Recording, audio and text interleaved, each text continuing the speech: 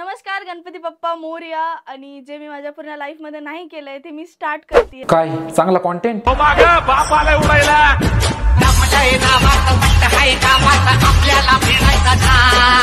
तर नमस्कार मित्रांनो, स्वागत आहे तुमचं पुन्हा एकदा आपल्या नवीन व्हिडिओ मध्ये. आणि गणपती बाप्पा मोरया. आणि मी इथून मागे जे काय करत आलोय लाईफ मध्ये तेच करतोय आता, पण काही नवीन नाही करत आहे कारण माझं कंटेंट चांगलं आहे. तर मागच्या टायमाला आपण विष्णुप्रियाचा इंटरव्ह्यू पाहिला होता आणि आता आपण विष्णुप्रियाला घेताना पाहणार आहे इंटरव्ह्यू, आणि तो पण एका थोर व्यक्तीचा. तर घेऊ यांना रिंगणात, पण त्याला एक छोटासा इंटरव्ह्यू.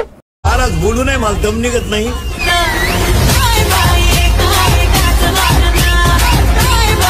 पॉडकास्ट सुरू करते मी माझा स्वतःचं. ऍक्च्युली मला माझ्या युट्यूबच्या पब्लिकला फक्त व्लॉगिंग किंवा माझ्या गेट रेडी विथ मी फक्त नाही दाखवायचंय. मला काहीतरी न्यू आणायचंय तुमच्यासाठी. कोणती पब्लिक? तुझी पब्लिक, सबस्क्रायबर्स, फॉलोअर्स. काय प्रचाराला उभी आहे का तू? म्हणे माझी पब्लिक. ही जर प्रचाराला उभी असेल हिचं चिन्ह काय असतं? काळा बावला? नाही, हिचा नवरा नाही, ये बावला.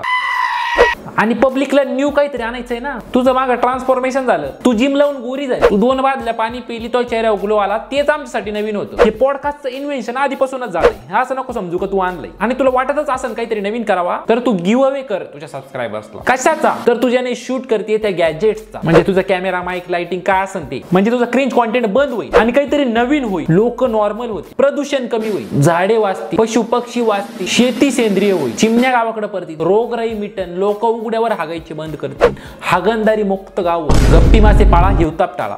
खरं बोलला. हिचं गपशप विथ प्रिया असं नव्हतं पाहिजे, गचपड विथ विष्णुप्रिया असं पाहिजे होतं. आणि आय नो असे भरपूर इन्फ्लुएन्सर्स आहेत ज्याला तुम्ही चांगलं ओळखण्याचा प्रयत्न करतात. हो, आम्हाला इन्फ्लुएन्सर बद्दल जाणून घ्यायचंय, पण आम्हाला माहिती तू सगळे छपरीच आणणार आहे. कारण पॉडकास्ट घेणाऱ्याचाच कॉन्टेंट जर टाळ्यावर नाहीये तर. आणि त्याच्यातले माझी एक खूप खूप खूप जुनी मैत्रीण जी आज माझ्या समोर आहे, Anushree Mane. Welcome to our podcast. Sorry नाही, चुकीचं बोलून जर तू नवीन नाव दिलं असतं तरी आम्ही काही बोललो नसतो, कारण तू काहीतरी नवीन आणते तुझ्या पब्लिकला. तू तुझ्या मतावर ठाम राहा. आणि पॉडकास्ट कशासाठी आहे? आम्हाला इन्फ्लुएन्सर बद्दल जाणून घ्यायचंय म्हणून. आणि पहिलीच गेस्ट कोण? अनुश्री. सध्या काही कॉन्ट्रोवर्सी झाली का? लोक मारतात कॉमेंट मध्ये. मग काही समाज कल्याणासाठी योगदान दिलंय का यांनी? नाही, येतं छपरी. मग काय रिझन आहे पॉडकास्टचं? जुनी मैत्रीण आहे बात बँच. आणि हिच्याबद्दल काय जाणून घेणार आहे आता? हिचे 1760 इंटरव्ह्यू पडेल. मग हा पॉडकास्ट कशासाठी? आमच्या कॉन्टेंटसाठी. म्हणजे याचा अर्थ यांनी समाज कल्याणासाठी योगदान दिलेलं आहे. आणि काल नाही परवा विचारलंस तुम्हाला की असं असं आहे करायचंय, आणि तुला माहितीये मी कधीच तुला नाही म्हणत नाही कुठल्याच गोष्टीला. आम्ही रील्स साठी पण भेटत असतो. याच्यावरून कळतं की तू किती रिकाम टेकडी. नको घोडे लावायला लागले. तो रिबीन कापायचे आमंत्रण बंद झाले. मी कधीच तुला नाही म्हणले का कधी कोणत्या गोष्टीला? कलेक्टर लागून झाली काय? उद्या ती म्हणून गु खाय थोडा, मग काय म्हणशील? तुला माहितीये मी कधीच तुला नाही म्हणत नाही कुठल्याच गोष्टीला. तिच्या प्रत्येक शूटला किंवा आता पॉडकास्ट साठी वगैरे मी रेडी असते. सो मला खूप छान वाटलं की तू हे नवीन काहीतरी स्टार्ट करतेस. हिला पण वाटतंय काही काहीतरी नवीन चालू केलं. शेवटी हिचीच मैत्रीण कंगरी इटकर फेकून आमची वाटली होती, पण मी कंट्रोल केलं. मान्य आहे, लोकांची राहती इच्छा. तुमच्याने पण इन्फ्लुएन्सरच्या लाईफ बद्दल जाणून घ्यायची इच्छा राहते लोकांची, आणि तुम्ही स्वतःला इन्फ्लुएन्सर म्हणून घेता. ही तुमची चुकी. मी जर काही चुकीचं बोलत असेल तो सांगा, तुम्ही काय इन्फ्लुएन्स केलं मंदिरांमध्ये नाचून. यांनी तर 4 चॅनल उघडली इन्कमला, पण आपलं का? मित्रांनो, जर मी तुम्हाला म्हटलं की तुम्ही 1000 रुपयापासून 10,000 रुपये बनवू शकता, ते पण काही मिनिटात, तर तुम्ही विश्वास ठेवाल का? तर आज मी तुम्हाला एक जणाच्या चॅनल बद्दल रिकमेंड करणार आहे. त्याचं नाव आहे यश. तर हा आजकाल एक लक्झरियस लाईफ जगू राहिला. तर कसं काय? तर ह्याने एक फेमस गेमचा सिस्टम हॅक केलाय आणि त्यापासून हा आजकाल पैसे कमवू राहिला. आणि तो या सिक्रेटला एकदम फ्री मध्ये शेअर करतोय आपल्या VIP सबस्क्रायबर सोबत त्याच्या टेलिग्राम चॅनलवर. मग मी यशला मेसेज केला आणि बॉट कडून प्रेडिक्शन घेतलं आणि लिटरली मी पैसे कमवले. आणि ह्या चॅनलवर प्रेडिक्ट आणि बॉटचे खूप सारे रिव्ह्यूज होते, ज्यांनी मला कन्व्हिन्स केलं की याच्यामध्ये एक ट्राय करायचं. जसं की तुम्ही बघू शकता, हे आहे त्याचे रिव्ह्यूज. आणि याने खूप चांगले रिव्ह्यूज दिले आणि असे खूप सारे रिव्ह्यूज आहेत ज्याने की मी कन्व्हिन्स झालो. आणि मित्रांनो, तुम्ही पण खूप सोप्या पद्धतीने पैसे कमवू शकता. तर तुम्हाला प्रेडिक्शन घेण्यासाठी काय करायचंय? तुम्हाला सगळ्यात पहिल्यांदा हा टेलिग्राम चॅनल जॉईन करायचा आहे. त्याच्यानंतर इथं यशचा कॉन्टॅक्ट दिला आहे, त्याच्यावर क्लिक करून तुम्ही डायरेक्ट यशला मेसेज करू शकता की मला तुमचा VIP चॅनल जॉईन करायचं आहे. आणि बस, त्याच्यानंतर सगळं ते पाहून घेतात आणि ते आपल्या सबस्क्रायबर्सला वेलकम बोनस पण देतात. आणि याच्यापेक्षा दुसरा कोणता सोपा पर्याय असेल असं मला नाही वाटत. तुम्ही पण ही अपॉर्च्युनिटी मिस करू नका आणि पिन कमेंट मध्ये दिलेल्या लिंकवर जाऊन आताच टेलिग्राम चॅनल जॉईन करा. तर तुम्ही पण ही अपॉर्च्युनिटी मिस करू नका आणि आपल्या पिन कमेंट मध्ये दिलेल्या लिंकवर जाऊन लगेच चॅनल जॉईन करा आणि फ्री मध्ये प्रेडिक्शन मिळवा. आणि हे बघा, मला पैसे पण आले. वडील वाईमध्ये होते, गव्हर्नमेंट सर्वंट होते. सो त्याच्यासाठी आम्ही वाईमध्ये शिफ्ट झालो आणि माझा जन्म वाईचा. जन्म वाईचा वाईचा. असं आहे पांचट जोक मला सुद्धा करायला लागत यांच्याकडे नाही. बाकी तुम्हाला हा पांचट जोक आवडला असेल तर कमेंट मध्ये नक्की कळवा. बीत गए वो दिन, थोडे बहुत अच्छे थे, थोडे बहुत बुरे थे, काइंड ऑफ. हो, जसं तू बोललीस की मीन्स आईनं स्ट्रगल केलंय, तर मला तेच माहिती करायचं आहे की स्ट्रगल कसा करतात, कारण मी तर लकीली फेमस झाले ना. हॅलो.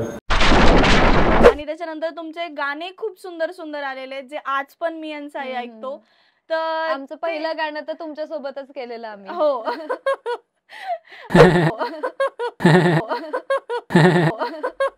तुम्हाला पॉडकास्ट करायचंय का तुमच्या गप्पा मारायचंय काय ते एकदा ठरवून घ्या. आम्ही काय बावळट बसले की इथं, आम्ही इन्फ्लुएन्सरच्या लाईफ बद्दल जाणून घ्यायला आलोय. तुमच्या टूथपेस्ट मधलं नमक पाहायला नाही आलोय.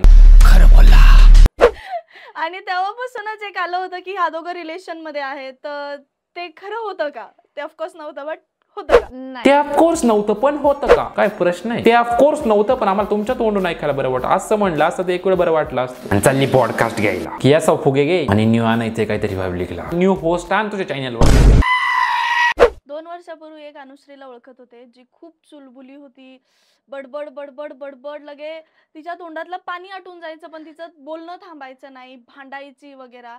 तर एका वर्षात असं काय झालं की तू पूर्ण शांत झाली?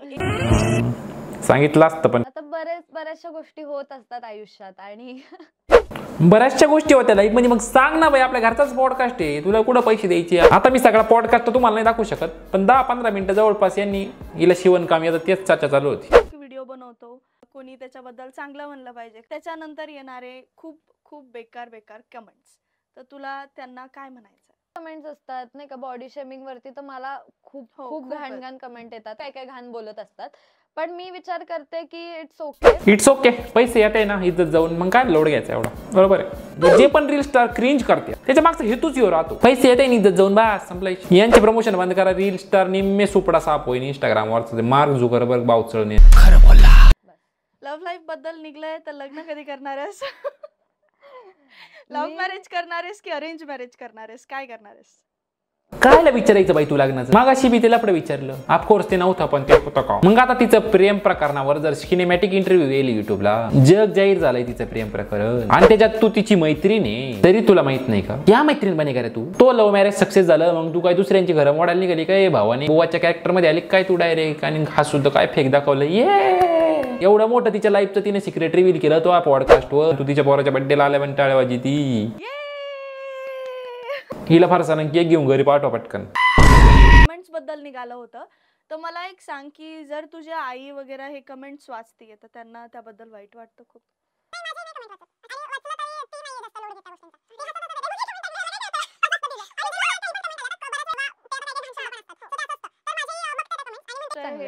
आणि सिरियसली खूप चांगली गोष्ट. ऍक्च्युली माझ्याही घरी कमेंट्स बघतात आणि त्याचा स्क्रीनशॉट मला पाठवला जातो की हे काय करताय, लोक का बोलताय तुला. नाही तू तिला कायला बोलवलं मग? तू तो जर सांगती तर आता तिच्या घरच्यांची कमेंटवर काय रिॲक्शन राहते ते विचारलं तिथपर्यंत जर ठीक होतं, पण तुला आलेल्या कमेंटचा तो घरचे तुला स्क्रीनशॉट काढून पाठवते ते आम्हाला काय सांगते. तो घरचे तिकडे प्रिंट मारून कबुतराच्या तोंडात चिठ्ठी पाठवत असं तुला. आम्हाला घेणं काय? आम्हाला इन्फ्लुएन्सरच्या लाईफ बद्दल जाणून घ्यायचे. आम्ही बावळट लोक बसेल कायला इथं.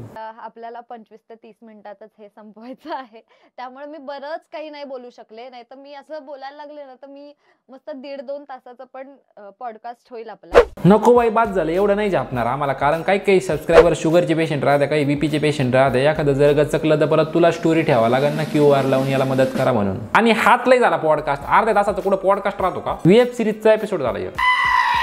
मोजक्याच गोष्टी सांगितल्या, खूप डीप मध्ये जाऊन नाही सांगितलं, त्यामुळे हा पॉडकास्ट कुठेतरी संपवावा लागतोय. आता त्या पोरा संग तिचं लफडं होतं का नाही ते सांगितलं. ऑफकोर्स ते नव्हतं पण सांगितलं काय होतं ते क्लिअर केलं. तुला लव्ह मॅरेज करायचं का अरेंज मॅरेज तो प्रश्न झाला. त्याच्यावर तो सांगितलं मला लग्न पण करणार 2 वर्षात, ते पण एवढं रिव्हील केलं. त्याच्यावर विष्णुप्रियाने घागरा सुद्धा सिलेक्ट केला असं तिच्या डोक्यात विचार सुद्धा आला असं मी इच्छा लग्नात ब्लॉग बनव, एवढं डीप मध्ये सांगितलं. आता याच्यावर काय आता काय तुझ्या काय मी पण आता लई डीप मध्ये, कारण मला पण हा व्हिडिओ कुठेतरी संपवावा लागतोय. खरं बोला.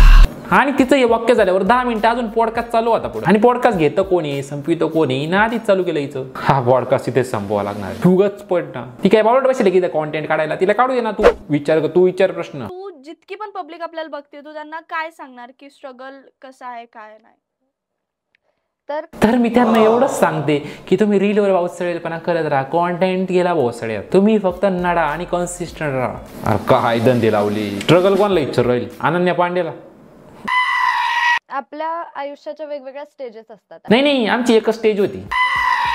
कोणच शेवटपर्यंत नसतं आपल्यासोबत ना. माझी जन्म माझा जेव्हा झाला तेव्हाची लोक माझ्या आता सोबत आहेत. मग आता डॉक्टर नर्स काय आयुष्यभर संघ हिंडती का? ती पुढे जाऊन असणार आहेत असं नसतं. कोणच परमनंट नसतं कुणाच्याच आयुष्यात. कोण परमनंट नसतं आजच्या जगात, म्हणजे ही अरेंज मॅरेज करणारे. आणि जर तुम्हाला असं काही वाटतंय की अजून क्वेश्चन्स हवे होते किंवा अजून तिला अजून कोरायचं बाकी होतं, तर तुम्ही कमेंट्स करू शकता. आम्ही परत एक घेऊ तिच्यासोबत इंटरव्ह्यू. तुम्ही घेतला तर मग आम्ही पण घेऊ तुम्हाला नवीन व्हिडिओ. तर बस काय त्याच्यासाठी एवढंच. बाकी व्हिडिओ आवडला की नंतर आवडला डिसलाईक करा. व्हिडिओ पण पुढच्या व्हिडिओमध्ये तोपर्यंत ऑफकोर्स गुड बाय.